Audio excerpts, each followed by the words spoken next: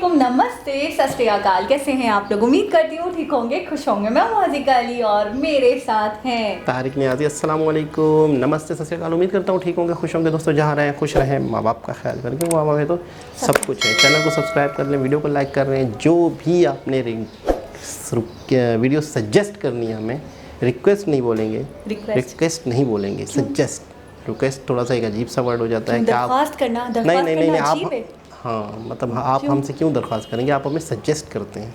आप हमें मशवरा देंगे लेकिन आप हमसे दरख्वास्त नहीं, वो एक अजीब सा हो जाता है ना। आप हमें सजेस्ट करेंगे, सही है ना? आप समझ गए बात को, समझ गए। सारी बात होती है मेंटलिटी की। अब देखें, आपके नज़दीक दरख्वास्त अच्छा वर्ड नहीं है, मेरे नज़दीक कोई नफीस इंसान, कोई बहुत अच्छा इंसान, कोई बहुत हम्बल इंसान तो कहेगा मेरी रिक्वेस्ट है, आप प्लीज़ सुन लीजिए, ऐसे बात करेगा। तो वो थोड़ा सा ठीक है जी, हम डिटेल में नहीं जाते हैं। तारिक नियाज़ी ने झोंका है, बिल्कुल ओके, आई एग्री। तो आज की हमारी वीडियो है बहुत ही इंटरेस्टिंग। से स्टार्ट करते हैं अपनी वीडियो को। Let's start.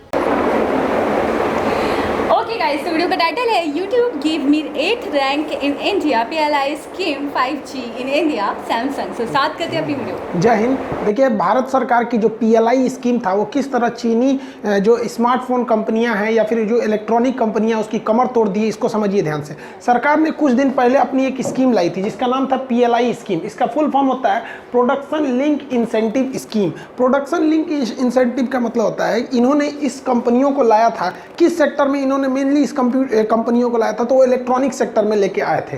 ये मेनली इलेक्ट्रॉनिक सेक्टर में लाने वाली कंपनियों के लिए लाया गया था और कहा गया था कि अगर कोई भी इलेक्ट्रॉनिक कंपनी भारत में आती है और वो प्रोडक्शन करती है तो जितना ज़्यादा उसको प्रोडक्शन दिया जाएगा, सरकार उसको बगल से कुछ पैसे यानी इंसेंटिव्स देगी। अब आप कहेंगे कि सर ये तो सरकार की बेवकूफ़ी है, क्योंकि अगर कंपनियां आ जाती हैं और वो प्रोडक्शन करती हैं तो जितना ज़्यादा प्रोडक्शन करेगी सरकार उतना ज़्यादा देगी यहाँ पे, तो फिर सरकार को फ़ायदा क्यों हुआ? भैया फ़ायदा होता है, सरकार बेवकूफ़ नहीं बैठती है, उसके पास एक से एक IAS अधिकारी दिमाग देने वाले बैठे हैं सब।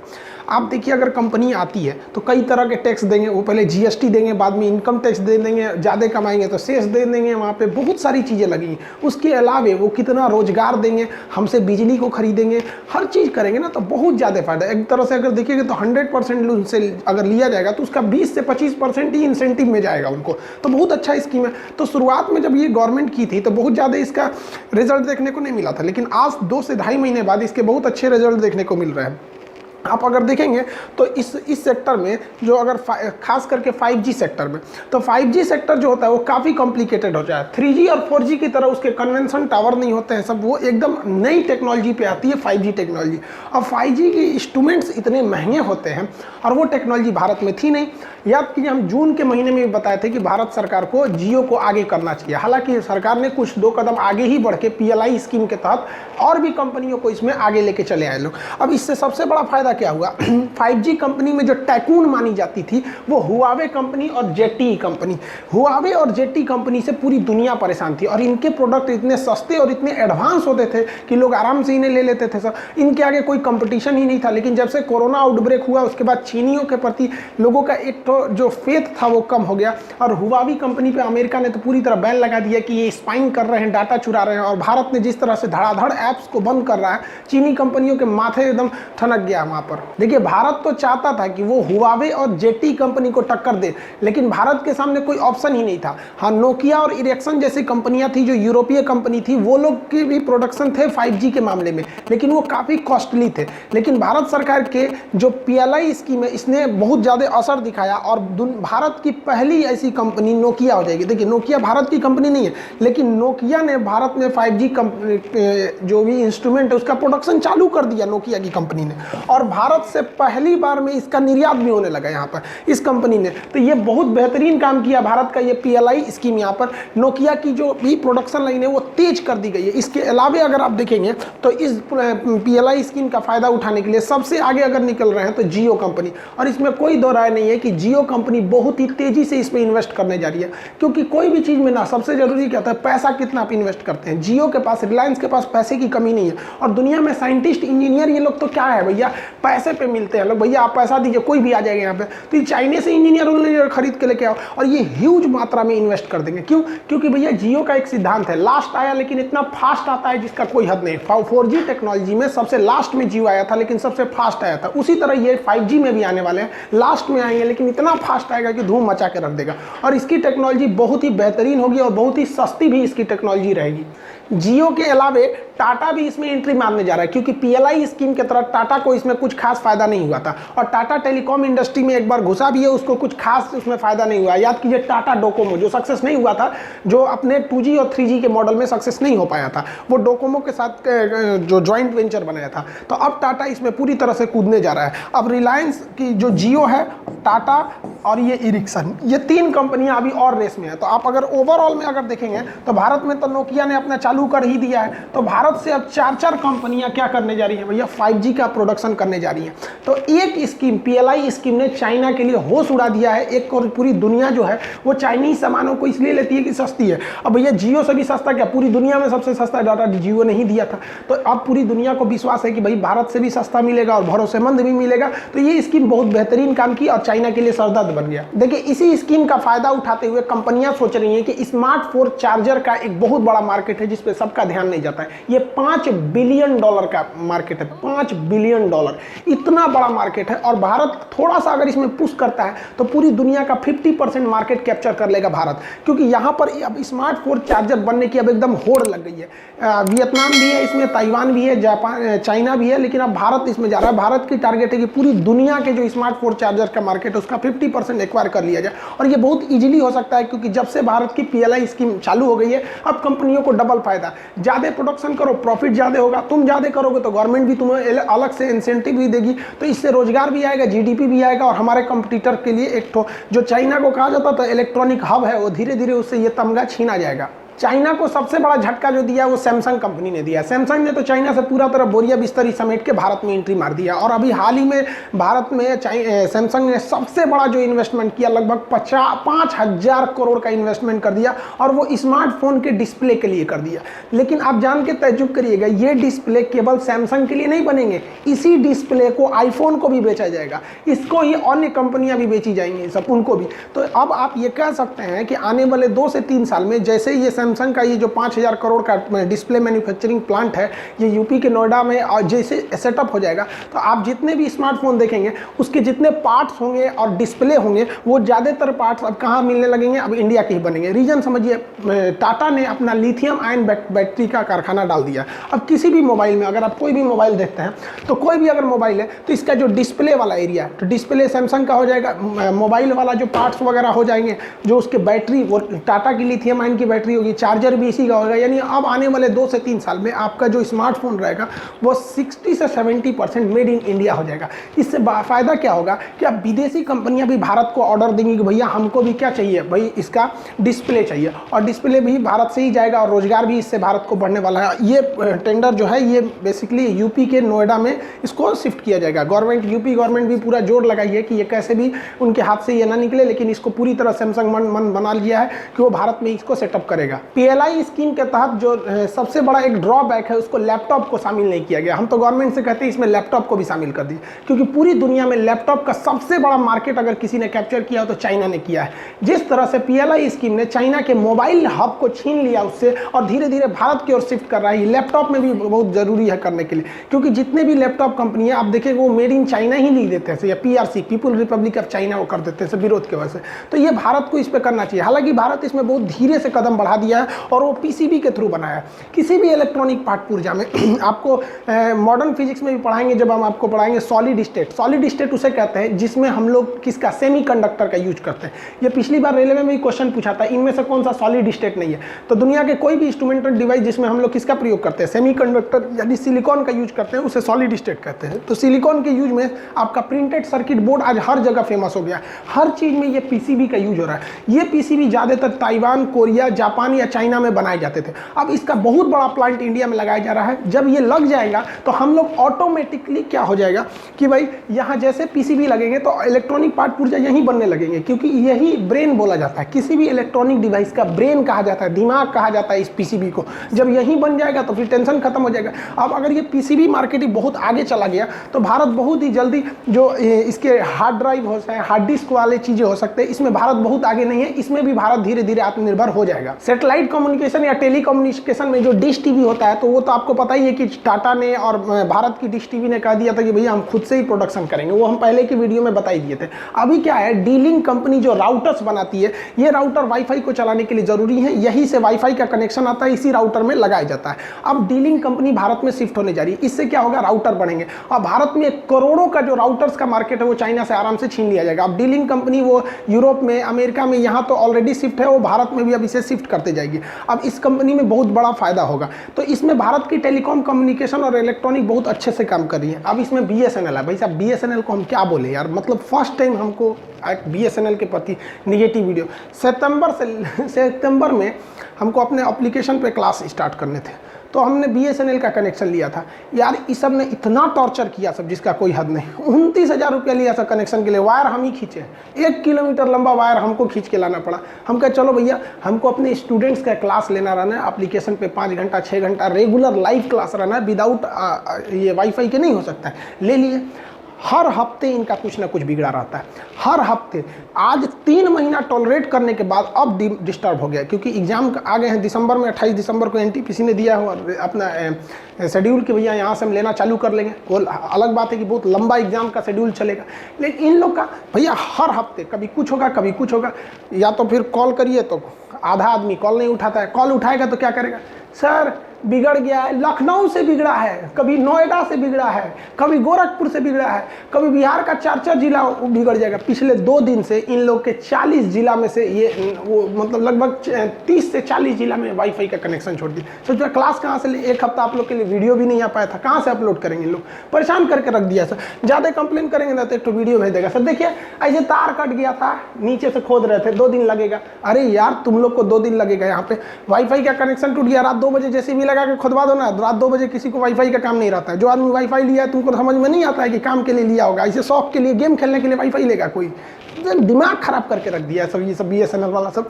तो कभी कभी अजीब ऐसा लगने लगता है ना कि मोदी जी ठीक है करते हैं, ससुरों को प्राइवेट कर देते हैं। बहुत मन पे चढ़ गया इन सब का, क्या बोले इन सब को समझ में आता है। कनेक्शन क्या है, FTTH करके इन लोग का एक कनेक्शन है जो इधर ले आ गया है। यहाँ पर दिमाग खराब कर दिया इन सबों ने, कुछ खास रिस्पॉन्स नहीं। SDO को कॉल करो तो फोन नहीं उठाता है। भाई पागल है हम लोग। इनका कनेक्शन का नाम क्या है देख लीजिए, दिखाते हैं FTTH 816E इनका कनेक्शन है। भाई दिमाग खराब करके रख दिया सब इन कनेक्शन वालों ने। खैर चलिए, हम कहते हैं कि भाई BSNL वाले आप इतना टॉर्चर मत कीजिए कि आपके लिए वीडियो बनाना पड़े, क्योंकि लड़के परेशान होते हैं सर। हर हफ्ते इनका एक मैसेज आएगा, आज लिंक फेल है, आज ये फेल है। हमको एप्लीकेशन पे क्लास डिस्टर्ब हो जाता है।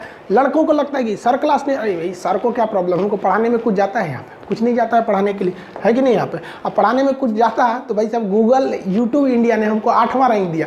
बहुत बड़ा खुशखबरी मेरे लिए, और आप सबका सपोर्ट, आप सब लोग को धन्यवाद कहते हैं। आप लोग का जो इतना लगाव रहा है इस चैनल से कि आप लोगों ने इस चैनल को 2020 का 8वां रैंक दे दिया। आप देखिए इसमें अगर आप ध्यान दीजिएगा यहाँ पर, तो ये यूट्यूब इंडिया ने कल ट्वीट किया था। ये यूट्यूब इंडिया का ऑफिशियल ट्विटर हैंडल है। पता करने के लिए ऑफिशियल है या नहीं, उसके बगल में देखिएगा एक टिक लगा रहता है ब्लू कलर का, आप यहाँ देख सकते हैं। इन्होंने एक ट्वीट किया, हमको लगा नॉर्मल सा ट्वीट है, हमको ये नहीं लगा यार किसी टीचर को आप टॉप 10 में ला देंगे। हमको तो कभी ये बिलीव ही नहीं हुआ था कि जल्द टीचर लोग का यूट्यूब में कोई खास रैंकिंग नहीं रहता है। सब कैरी मिनाटी हो गए, सब बड़का हो गया, सब टाइकून बैठल है, सब ये हटता ही नहीं है सब आगे से। तो हमको लगा कि नॉर्मल सा ट्वीट होगा। उसने क्या लिखा था, they kept our spirit ups and they are rising up and up, meet the top breakout creators of 2020। यहाँ पर इसमें मेरी रैंकिंग 8 नंबर थी। ये ट्विटर इंडिया का, आपका यूट्यूब इंडिया का ऑफिशियल ट्विटर अकाउंट है, आप इसे जाके सर्च भी कर सकते हैं, बहुत से लोगों ने देखा होगा। इसमें इन्होंने ट्वीट जो किया था, आप देखिए यहाँ पर ऑफिशियल ट्विटर है, यहाँ पर 1 नंबर पे इन्होंने कैरी मिनाटी को रखा था। भाई साहब कैरी मिनाटी इंटरटेनमेंट वाले हैं, उन सबको हम लोग टीचर के बस का है नहीं था। हमको बिलीव नहीं था यार कि हमारे जैसे टीचर को ऐसे सादा रहने वाले लोग को ये टॉप 8वें नंबर पे लेके चलाएगा। इसमें मेरा नंबर खान सर पटना। तो बड़ा खुशी हुआ कि जब तक लॉकडाउन नहीं था या कोरोना नहीं था तो हम पटना में ही पढ़ाते थे। तो वहाँ के लड़कों को हर समस्या को आदमी सुनते रहता। वहाँ के लड़के पसंद किया करते थे, भाई सर आज बड़ा पढ़ा देते हैं। अब YouTube ने पूरे भैया 8वां नंबर दिया। हम तो इसमें YouTube को भी धन्यवाद देते हैं, लेकिन सबसे बड़ा इसके लिए आप लोग हैं, इसके बहुत बहुत आप लोग का धन्यवाद करते हैं। भाई हाथ जोड़ के आप सब लोग का धन्यवाद फिर से करते हैं कि भाई आप लोग के सपोर्ट के बिना किसी टीचर को 8वें नंबर पे लाना इम्पॉसिबल था। आज तक टीचर लोग को टॉप 10 में एंट्री जल्दी इधर एंट्री कहाँ मिल पाता है। बड़का देखते हैं, कैरी मिनाटी है एक तो कौन सा है। खैर यूट्यूब इंडिया ने जो 8वीं रैंकिंग दी वो अलग बात, आप लोग का इस पर धन्यवाद। इसके अलावा आप स्टूडेंट्स के लिए एक तरह का आप कमिए, आपके लिए एक गिफ्ट है ये बुक। आप ध्यान दीजिएगा, ये बुक आपको एक अलग टाइप का लगेगा। आपको 11,000 क्वेश्चन इसमें railway, NTPC, group D, ASM जितने भी एग्जाम होते हैं उसमें 11,000 सेलेक्टिव क्वेश्चन। हालांकि मेरे पास टोटल 17,000 क्वेश्चन थे, लेकिन इसमें लगभग 5,000 ऐसे क्वेश्चन थे, 5 से 6,000 क्वेश्चन जो रिपीटेड थे और जो करंट अफेयर थे। अब आप बताइए 1995 का करंट अफेयर इस बुक में देंगे तो आपके लिए काम के नहीं थे, तो इसमें से करंट अफेयर को छांट दिए, जो रिपीटेड क्वेश्चन थे उसको छांट दिए। एकदम फ्रेश क्वेश्चन 11,000 क्वेश्चन बच गए हैं इसमें। तो इसमें 11,000 क्वेश्चन डाल दिए हैं, 40 प्रैक्टिस सेट डाल दिए हैं इसमें आपको। तो प्रीवियस क्वेश्चन भी है और प्रैक्टिस सेट भी है। और सबसे बड़ा चीज़ क्या है जिससे हमको चाइना के पेपर मिल वालों से झगड़ा हुआ था। मेरी जो फर्स्ट बुक आई थी न्यूमेरिकल फिजिक्स की, वो पहले चाइना के पेपर वालों से थे, उनसे हमारा टसल हो गया था, झगड़ा हो गया था। वहाँ पे जसोला है दिल्ली में, वहीं पे ऑफिस में बैठ के तू में हो गया था। वो कह दिया था खान सर आपको चैलेंज करते हैं कि आप बिना चाइनीज़ कागज़ के सस्ती किताब ला ही नहीं सकते। तो हम आज भी ओपन चैलेंज करते हैं चाइनीज़ कंपनी वालों लोगों को कि भले कागज़ का खोज तुमने किया है, देख लो भाई साहब 632 पेज की ये किताब है, 632 पेज की किताब, और इसको महज 149 रुपये में। इससे सस्ता पॉसिबल ही नहीं है। 149 रुपये इसकी कॉस्टिंग, 632 पेज की किताब यार, फोटोकॉपी करा के। मतलब हमको जब प्रिंटिंग प्रेस में किताब कितनी मुश्किल से छपती है, आप देखे होंगे कि कितना उसमें टाइम लगता है किताब को छापने में। कई मशीनें आती हैं उसको छापने के लिए।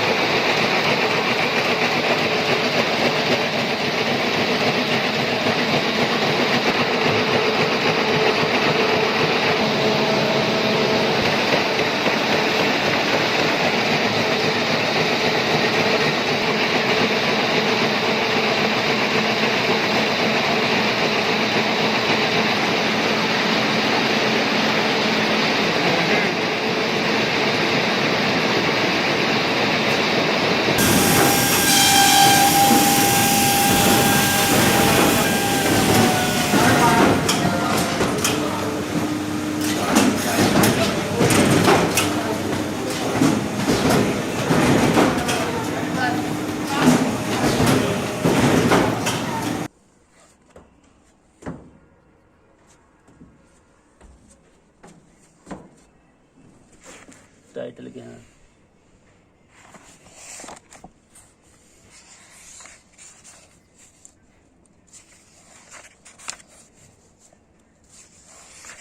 तो आज ये किताब फाइनली छप के निकल गई। मध्य प्रदेश, गुजरात, राजस्थान, बिहार, झारखंड, बंगाल और यूपी, हरियाणा, इतने राज्यों के लिए आज ही रात में इसकी लॉट निकल चुकी है। आप लोग का ये भैया ये कॉस्टिंग है, यहाँ पर आप लोग 149 रुपये दे दीजिएगा तो कोई दिक्कत नहीं है। अगर आप बढ़ा कर 149 में अगर 1 रुपया बढ़ा देते हैं, यानी अगर 150 रुपया कर देते हैं, तो भैया हमको भी 1 रुपया मिल जाएगा। लेकिन ये हम आपके ऊपर छोड़ देते हैं, क्योंकि हम YouTube पर आए या फिर पढ़ाने के लिए आए, तो कभी ये मेरा उद्देश्य ही नहीं रहा कि हम कभी भी पैसे कमाएं। मेरा यही उद्देश्य रहा कि भारत ने जो अपना पुराना गौरव खो दिया है, हमें विश्व गुरु कहा जाता था, हम शिक्षा को फिर से आगे ले सकें। शायद हमारा ये योगदान भारत के लिए अच्छा होगा, क्योंकि ये भी एक तरह का हमारे लिए भी बहुत खुशी की बात है कि जो भारत शिक्षा के लिए जाना जाता था, आज उस शिक्षक को 8वां रैंकिंग मिला ऑल ओवर इंडिया में। और भारत, चाइना की कंपनी जिसने चैलेंज किया था कि पूरी दुनिया में जाना जाता है सस्ते चीज़ों के लिए, आज उसको टक्कर दे दी है। भाई साहब एक 632 पेज की किताब 149 रुपये में, इतने मिनिमम प्राइस में पॉसिबल ही नहीं है। आपकी इच्छा, आप दीजिए या नहीं दीजिए अलग बात है। हाँ, इससे अगर, लेकिन अगर आपका गांव दूर एरिया में है तो आपके गांव का दुकानदार आपके ज़िला में आएगा, किताब को खरीद के ले जाएगा, तो वो इस पैसे में ट्रांसपोर्टेशन का कॉस्ट जोड़ेगा। लेकिन अगर आप बड़े शहर में जैसे लखनऊ है, दिल्ली है, पटना है, बनारस, इलाहाबाद, मध्य प्रदेश, ये सब जौनपुर हो गए या जयपुर हो गए, यहाँ सब में लीजिएगा तो आपको 149 में ही पड़ जाएगा। आगे का प्राइस जो है वो आपका ट्रांसपोर्टेशन कॉस्ट आएगा इसमें। तो इस बार जितने रेलवे वाले एग्जाम वाले हैं विद्यार्थी लोग, आप इसको लेंगे। रामबाण है, आप सोने से पहले जब बेड पे जाइएगा तो 11 बजे के बाद आप इस किताब को लेकर चलना है। आपको करना क्या है, डेली इसमें जितने प्रीवियस क्वेश्चन है उसको बनाते रहेंगे। आप बिलीव नहीं करिएगा, आप केवल प्रीवियस क्वेश्चन बना जाइए ना, आप नहीं पढ़े हैं कोई मैटर नहीं करता है। आप अगर केवल प्रीवियस क्वेश्चन बना जाते हैं 11,000 क्वेश्चन, तो आप कट ऑफ तक पहुंच जाएंगे। प्रैक्टिस बनाएंगे और थोड़ा आगे निकल जाएंगे। तो देखिए, ये आप स्मार्ट वर्क करते रहिए, समझ आ गया। जब तक नींद नहीं आती है तब तक ये करिए। अब वैसे भी अब नींद नहीं आती है आप लोग को, तो हम तो अब क्लास लेने जाएंगे। आज रात में फिर 12 बजे, आज रात को 12 से 2 बजे लाइव क्लास चलेगा, केमिस्ट्री का बैच चलेंगे आज रात 12 बजे से। और अभी फिर लेने ही जा रहे हैं, फिर थोड़ा सा 1 घंटा गैप देंगे, फिर आप 12 बजे से लेंगे। जितने लोग को इन्फॉर्मेशन नहीं था उनको इन्फॉर्म कर देंगे कि 12 बजे वाला भी क्लास है, आज केमिस्ट्री वाला लेंगे। मिलेंगे नेक्स्ट क्लास में। जय हिंद। जी जनाब। तो सबसे पहले तो मैं ये बात कहूँगा, बड़ी खुशी की बात है कि इस किताब में उन्होंने अपने चार्जेस नहीं रखे। 149 चार्जेस हैं और 1 रुपया अगर आप 50 देंगे तो 1 रुपया खान सर को जाएगा। मकसद कमाना नहीं है। तो इतनी बड़ी, अच्छा देखो आज इन्होंने इतनी तरक्की की, दुनिया में आज इनका नाम है, तो ये ज्ञान बांटते रहते हैं। मतलब अच्छा आपने देखा जब आखिरी में जाते जाते कह रहे थे कि अभी 1-2 घंटे का गैप होगा, फिर मैं लाइव आ जाऊंगा, जिनको नहीं पता उनको बता दो। हाँ। तो मुझे ऐसा लगता है ये उन लोगों में से हैं जिन्होंने काम को काम नहीं समझा। मुझे ऐसा लगता है अगर इनके कोई इंटरव्यू होंगे जिन्होंने हमारे सब्सक्राइबर ने सुने होंगे, ये जिस दिन पढ़ाते नहीं होंगे नींद नहीं आती होगी। मुझे ऐसा लगता है कि ये इन्हें बड़ी खुशी होती है कि जितनी इन्हें नॉलेज है या जितना ये लोगों को बताते हैं इन्हें अच्छा लगता है।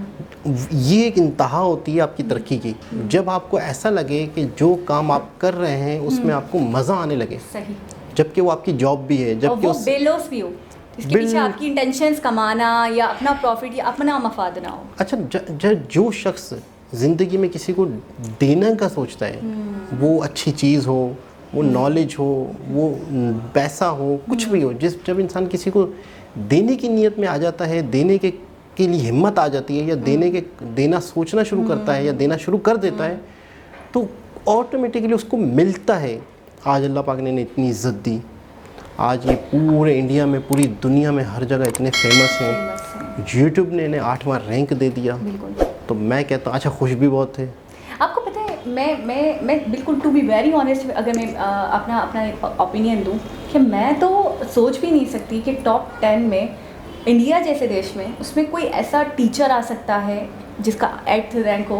गेमिंग इतना ज़्यादा इन हुआ है आजकल, हर चीज़ एंटरटेनमेंट वगैरह, एंटरटेनमेंट इतना इन हुआ है। बड़ी बड़ी सेलिब्रिटीज़ हैं, वीडियोस बना रहे हैं, कर रहे हैं, बड़े बड़े फॉलोअर्स हैं उनके, बड़े लोग उनको देख रहे हैं। अच्छा मैंने देखा इनका 8th रैंक पे था, कैरी मिनाटी का 1st पे था। उसके बाद मैंने देखा जो 2-3 चैनल्स थे और इनके बाद भी 1-2 चैनल्स थे, ज़्यादातर गेमिंग, फैशन, स्टाइल्स, गेमिंग, ये सब के पीछे लोग पागल हुए हैं।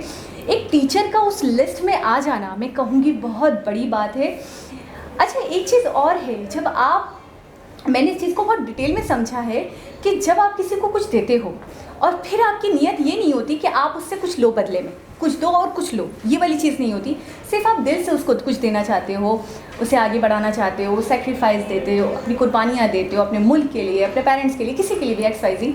अभी मैं किसी एक ऑब्जेक्टिव के लिए बात नहीं कर रही, तो कुदरत की तरफ से आपको सिला मिलना शुरू हो जाता है। इनकी 8th रैंक पे आ जाने का मकसद उनको खुद भी मतलब मैं ये कह रही हूँ कि उनको एक हज़म होना होता है ना, या एक खुशी से फूले नहीं समा रहे थे वो, उनको खुद हैरत हो रही थी, हैरानगी हो रही थी कि एक टीचर इतना कहाँ वैल्यू रखता है, एक टीचर कहाँ इतना आत्मनिर्भर होता है। उन्होंने कहा तो मैं हैरान हूँ कि कैसे मुझे ऐड कर लिया।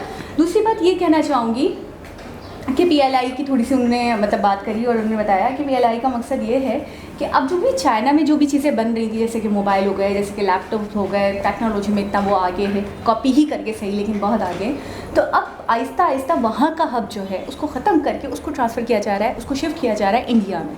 जैसे कि मोबाइल्स को लेकर इंडिया अब बहुत आगे है, बहुत आगे। इस तरह लैपटॉप्स वगैरह पे भी उन्होंने कहा कि बात होनी चाहिए। 5G आपने देखा, हमने 2 से 3 वीडियोज़ देखी 5G के हवाले से कि जी इंडिया ने 5G बनाया है, इंडिया में 6G पे भी बात हो रही है। तो मतलब टेक्नोलॉजी में अब रह कर या आप कहें स्टेप बाय स्टेप आगे बढ़ रहे हैं।